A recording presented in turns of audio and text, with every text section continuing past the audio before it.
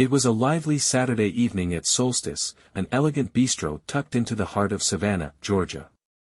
The air buzzed with the soft murmur of conversation, the clink of wine glasses, and the delicate strains of a cello being played in the corner. Solstice was the kind of place where the wealthy dined on weekends, and where every detail, from the glint of the silverware to the artistry of the food, was designed to impress. Amara, a 26-year-old server, moved gracefully among the tables, balancing plates of delicacies and the ever-demanding requests of patrons. With her neat uniform and warm but measured smile, she appeared unassuming, just another cog in the machine of fine dining. Yet, behind her composed exterior, Amara was a woman of immense talent and boundless dreams. Her heart belonged not to serving tables but to singing. Since she was a child, music had been her solace and her passion. The microphone had been her confidant during lonely nights, and the notes she sang were the threads that wove her life story. But dreams cost money, and while her voice had brought her applause in community events, it had yet to deliver her the opportunities she longed for. Solstice was a stopgap, a job to keep the lights on while she saved for her first professional recording session. The evening was in full swing when the doors swung open, and a figure entered who seemed to command the air itself. Julian Ferris, a tech mogul known for his larger-than-life personality, strode into the room flanked by an entourage. Tall, impeccably dressed, and oozing self-assured arrogance, he was the type of guest the staff both dreaded and prepared for meticulously. Julian was known for his sharp wit and sharper tongue, leaving discomfort in his wake more often than compliments. Amara watched from the corner of her eye as Julian surveyed the room like a king inspecting his court. His eyes landed on her for a brief moment, a flicker of curiosity passing over his face before he turned to his companions. The smile he gave them was one Amara had seen countless times before, a look that promised entertainment at someone else's expense. She sighed inwardly but straightened her shoulders as she approached the table. "Good evening," she said with a practiced warmth. "Welcome to Solstice. Can I start you with something to drink?" Julian tilted his head, studying her with a gaze that felt more appraising than appreciative. "And what's your name?" he asked, his voice smooth but tinged with a patronizing edge.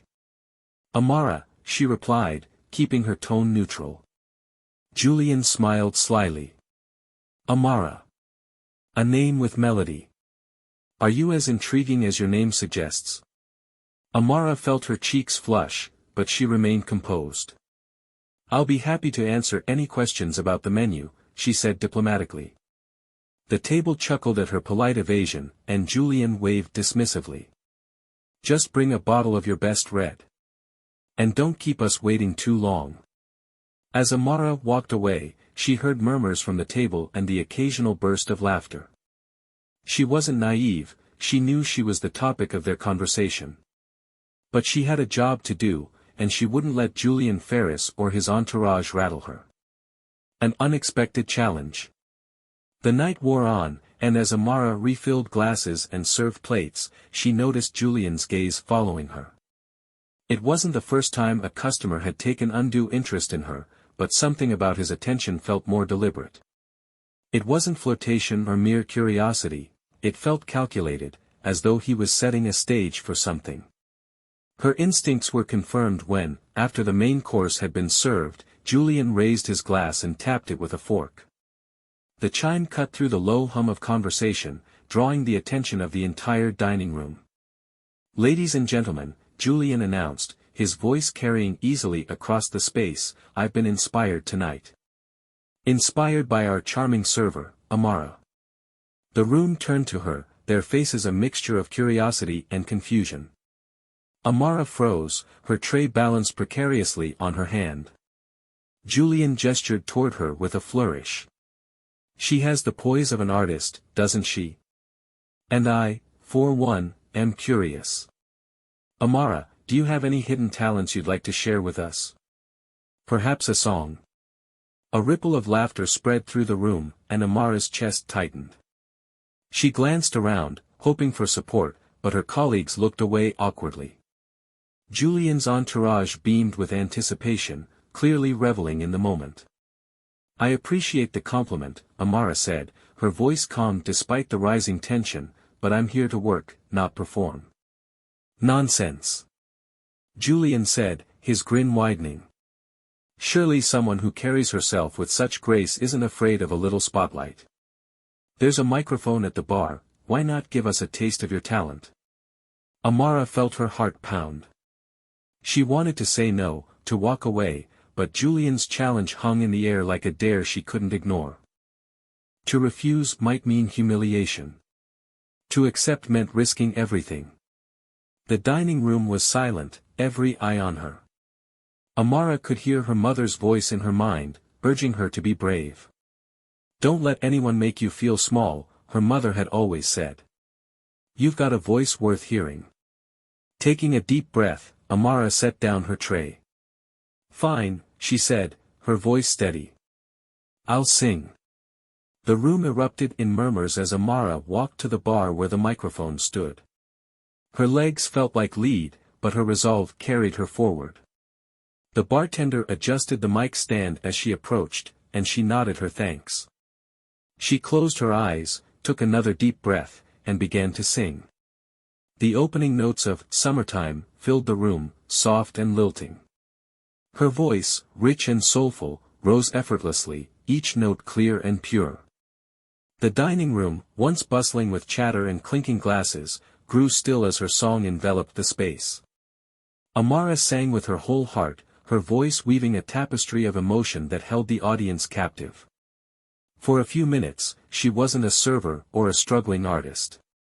She was simply herself, a woman with a gift, sharing her story with the world.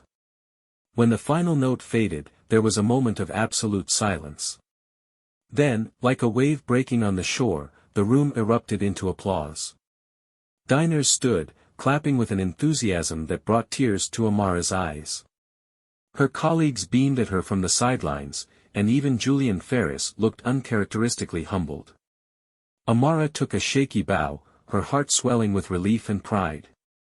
Whatever Julian had intended, the moment had backfired. She hadn't been diminished, she had shone. And for the first time in a long while, she felt her dreams drawing closer. As Amara stepped back from the microphone, her heart raced with an intoxicating mix of exhilaration and vulnerability. The applause was thunderous, filling every corner of the room, and for a moment, she let herself bask in it. Her colleagues clapped enthusiastically, some wiping away tears. Even Julian Ferris, who had orchestrated this unexpected performance, seemed momentarily at a loss for words. Then, as the clapping subsided, Julian rose from his chair, his signature smirk creeping back onto his face. He raised his glass toward Amara. "Bravo, Amara. You have a voice that could rival the angels themselves," he said. His words dripped with charm, but they didn't quite reach sincerity. Amara nodded politely, unsure of how to respond. She felt exposed, like a flame flickering in the wind. This wasn't a stage she'd chosen, it had been thrust upon her. Julian's smirk widened as he addressed the room.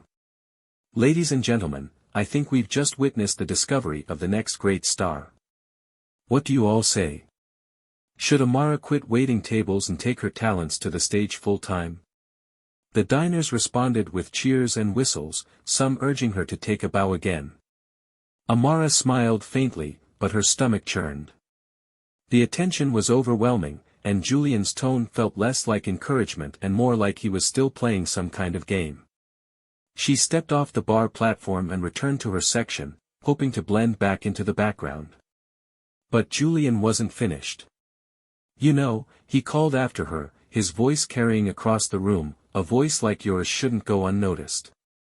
Have you considered auditioning for something bigger? I know people, powerful people. I could make a call." The room hushed again, waiting for her reply. Amara turned slowly, meeting Julian's gaze with calm defiance. "Thank you, Mr. Ferris, but I'd prefer to get there on my own terms," she said. Her words hung in the air, surprising even her. A ripple of murmurs spread through the room, and Julian's smile faltered for a split second before he recovered. "Suit yourself," he said, raising his glass in mock salute. But don't say I didn't offer a private apology. The night continued, though the energy in the room had shifted. Patrons whispered about Amara's performance, and a few even stopped her as she served their tables to compliment her. "You were incredible," one woman said, slipping a $50 bill into Amara's hand. "You should be on a stage, not here." As the evening wound down, Julian's party prepared to leave.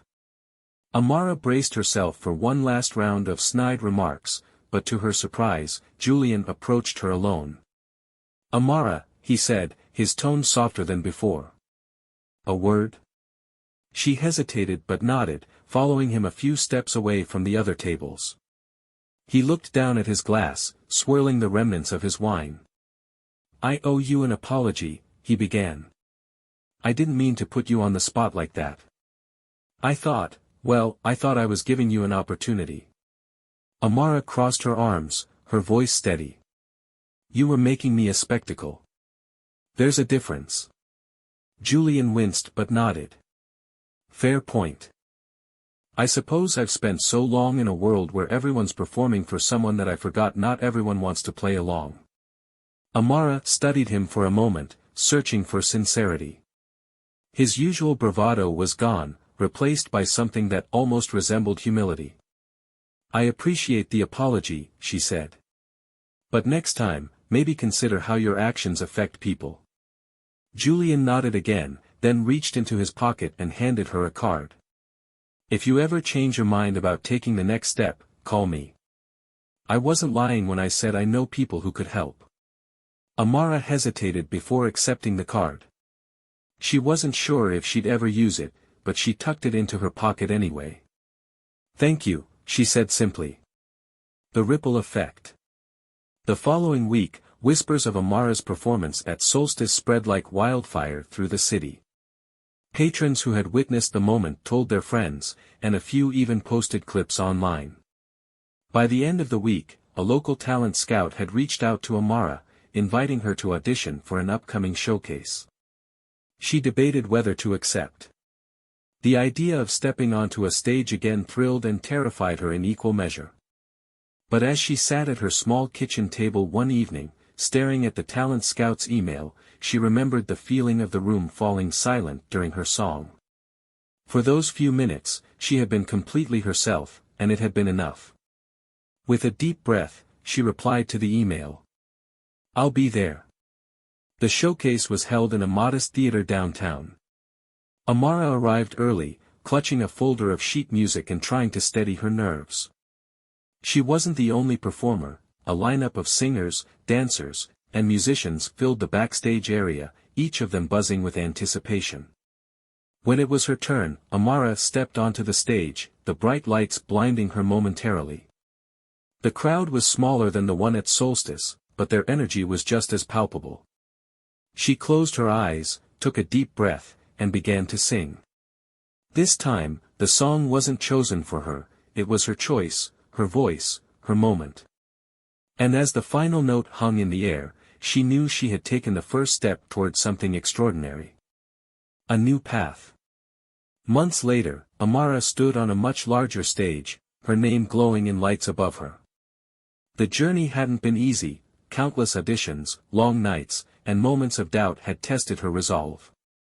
But through it all, she had held on to the belief that her voice mattered, that her dreams were worth fighting for. In the audience that night, among the sea of faces, Julian Ferris sat in the back row, a quiet smile on his lips.